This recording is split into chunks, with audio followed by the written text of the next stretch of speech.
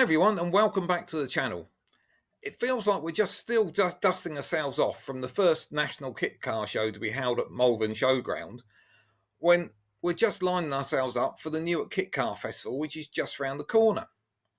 Now, I'm glad to say, as per the preview we did for Malvern, we've got Adam Wilkins, editor of Complete Kit Car magazine, on board, who's agreed to work through this preview with us.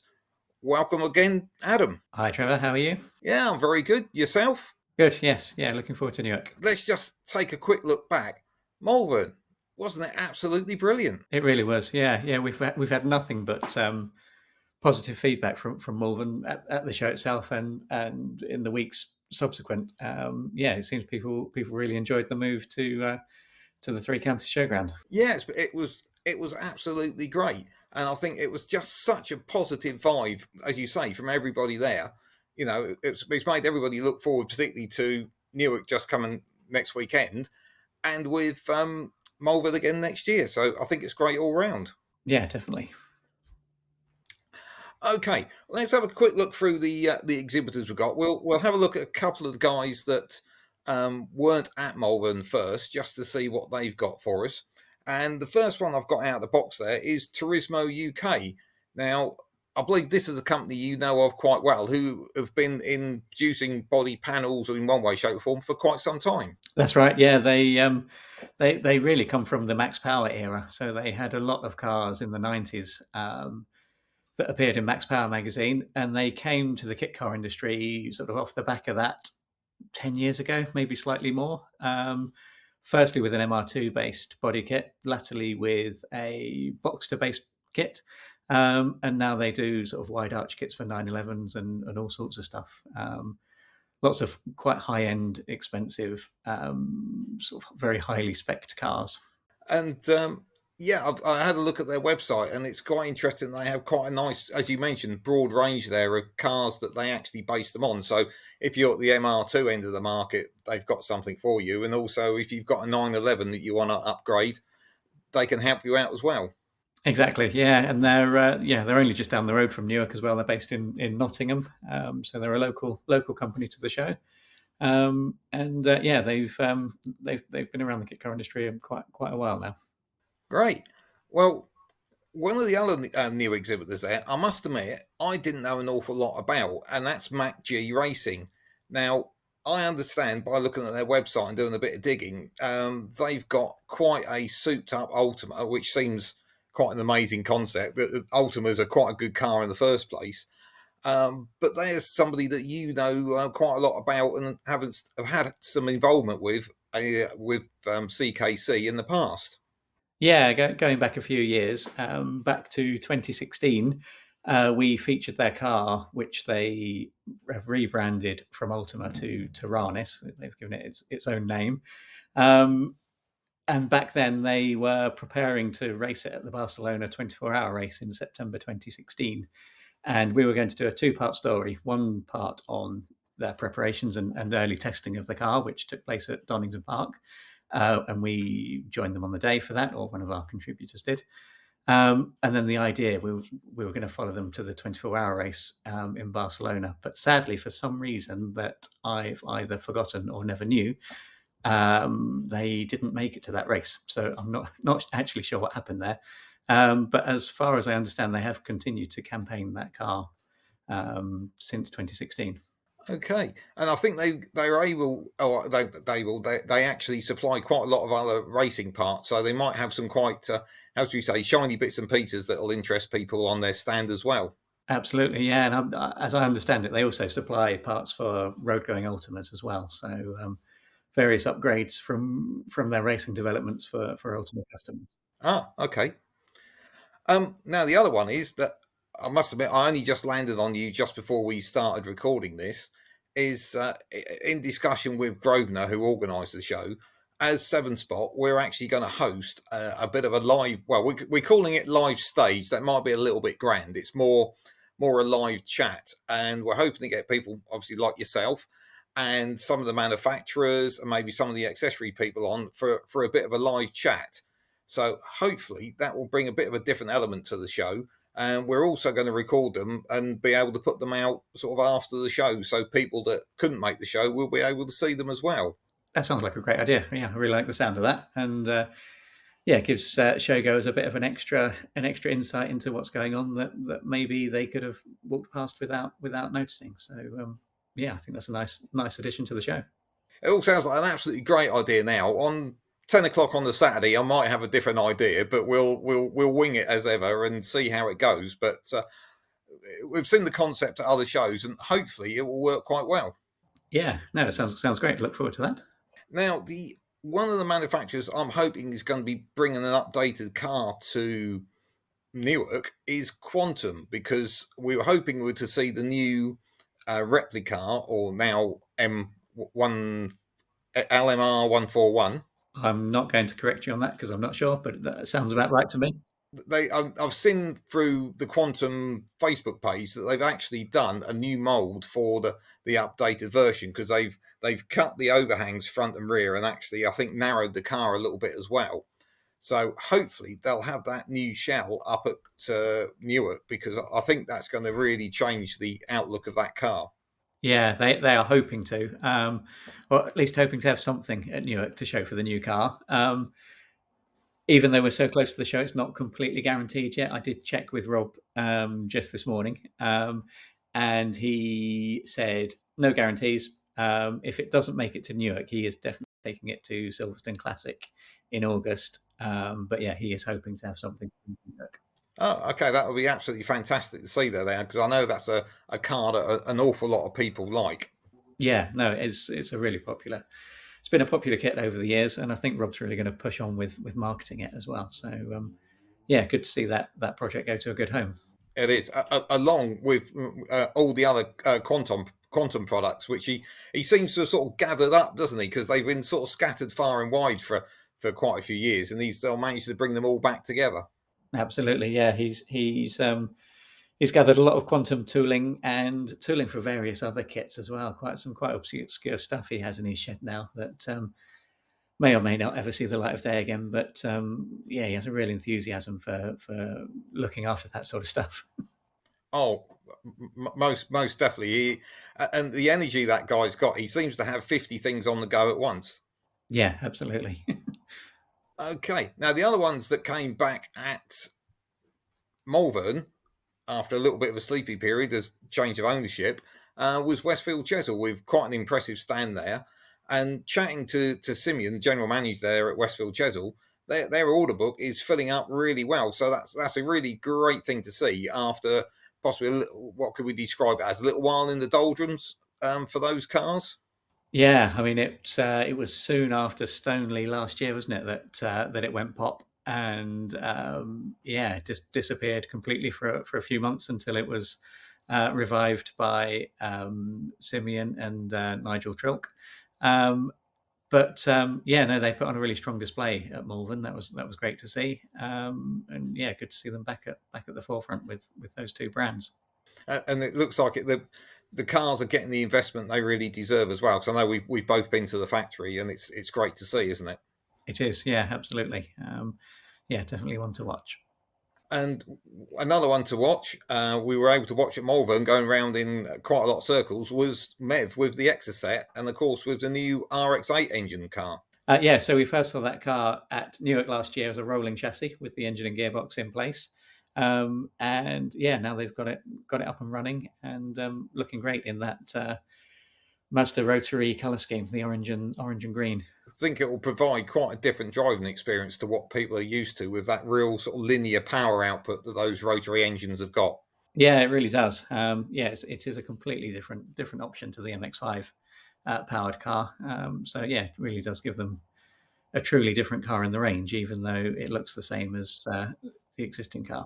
Yeah, it's interesting because they look very similar, and it's one of those cars where you've got to look that little bit closer to see the change between the Mazda MX-5 one and the RX-8 one, because externally they're both very similar, aren't they? Absolutely, yeah. You can barely tell them apart.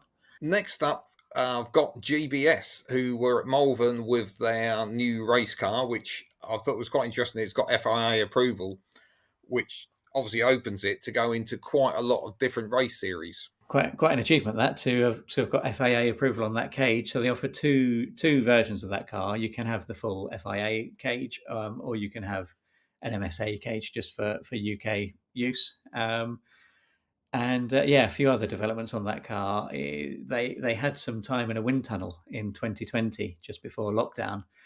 So if you look around the car, you'll see lots of little tweaks from things that they learned from that wind tunnel time. So there's a vent on top of the nose with a little kick up.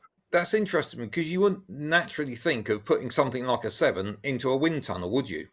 No, absolutely not. But yeah, they had the opportunity to do it. So yeah, learned what they could while they were there. Now, next up is one of our. I did refer to him as legend when I did our videos at Malvern, and that's Jerry Hawkridge of Hawk Cars, who I knew as soon as I put a microphone in his direction was going to be good value, and he certainly didn't let us down. And he was very proud of his Stratos that he's building at the moment. There's not only got a steel centre section, it's also got a Ferrari Dino engine in the back, as per the original cars. Yeah, absolutely, as per original in every detail as well. That car, so even the fuel tank is as per the original car. Every little spot weld is in the right place. Yeah, it's really he's really gone to the nth degree with that one. Yeah, and that's what, to be fair, Hawk and Jerry are known for, aren't they? For just going that extra mile. The same with their Cobra replicas as well. It's not just a homage or a pastiche kind of car. It's one that's as close to the original thing as you can possibly get. Yeah, absolutely, and yeah, and they obviously make a lot of parts for original cars as well because they're a straight fit. So. Which definitely opens you out to a new market. It does, yeah. He does work way beyond the beyond the kit car boundaries, really. Now, next I've got on my list is DJC. Now, the V-Strom, which is their 3-seater Subaru-based car, I hadn't seen that for a little while, if I'm perfectly honest, and I didn't realise to what level Dan at DJC had taken that car, because when I last saw it, it was still effectively a kit based on a Subaru. But now these are sort of factory turnkey cars that he's knocking out, aren't they? Yeah, I mean his background is engineering, so he has an engineering company that's his main bread and butter, and he does the V-Storm sort of on the side of it in a small unit next to his main factory, and yeah, really high quality precision engineering going on there. And the interesting thing I noticed he mentioned that he got coming up was with the later Subarus, they've got a sequential box, so that's an option he's going to be offering soon on the WR3. Yeah, that's right. That's coming up on his next demonstrator. So working down our list, we've got the people that actually put out, I think, more YouTube videos than we do at 7-Spot, and that is MK. And they had a cracking stand at Malvern, and they were launching their RX-5 car, wasn't it, with the Honda engine in it? Yeah, so they've had the RX-5 for a while, which is the Mazda MX-5 single donor, and then the RX-5 VTEC is the car that takes that basis and adds to it a Honda K20 engine. And they had quite a range of cars at Malvern as well, I remember. So they'd got something for every budget, because they'd got I think it's about a 10 grand sort of package for their sort of entry level car, which seemed sort of pretty good value in today's market for me. Yeah, absolutely. So yeah, you can start with a very simple Mazda MX-5 based car, single donor, even using the clocks out of the dashboard and everything. And then from that, the sky's the limit, right up to one of their Cup race cars. And next up, I've got XCS, who obviously had a bit of a TV star on their stand at Malvern, who was Paul Cowland, that people may know from Sandwich Hunters Classic Cars. And that produced a bit of an interesting interview issue, because I'm 5'6" and he's about 6'7", so I nearly had to take my own step ladder around with me so we could chat at the same level. But XCS seem to have a few interesting things going on. I know they've got a few things which have been sort of developed from designs established in the past, but they've also got this longer wheelbase or sort of longer bodied Cobra, which I thought was quite an innovative idea, as the majority of people, apart from maybe you and me, do seem to be getting quite a lot taller. Yeah, absolutely. So, yeah, Harvey told me they had somebody who was, I think he said 6'9" in that car at Malvern, and fitted fine. So, yeah, that really opens up the possibility of a Cobra replica to people who previously couldn't fit in one. I'd be interested to see, now they've done it with Cobras, will people start looking at doing this kind of thing more with the 7 style cars? Because in the past, I've noticed that, you know, that's always been a challenging one for people to get into, and maybe that could open up a new market if people start to supersize the 7 type cars. Yeah, I mean, quite a few manufacturers have done that already. So Westfield, just the standard Westfield now is wider than it was in the early 80s. Tiger did a wide-bodied Cat a while ago. Caterham do the SV. So yeah, that does happen. But yeah, maybe it's time to go up a size again. Okay, and last, not but certainly not least on the manufacturer front, is somebody. Well, we talked about legends earlier, but this is someone keeping the legend alive, and that's Derek Hambley with the GTM Coupe, who has. He's a real soldier with that car, isn't he? He's been. I think every show I've been to, he's been there and still sort of supporting that car with parts. And I know he supplied some people with chassis and that kind of thing. So he's really sort of keeping that car alive, isn't he? He is, yeah. We featured a car he recently built in Alternative Cars magazine, actually, rather than Complete Kit Car, which was a complete recreation of the first, or amongst the first GTM coupes, the old press car that appeared in Hot Car magazine in the late 60s.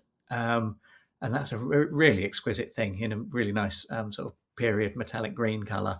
Yeah, lovely thing. In fact, he had that at the Stoneleigh show last year, possibly the year before, actually. Yeah, the year before.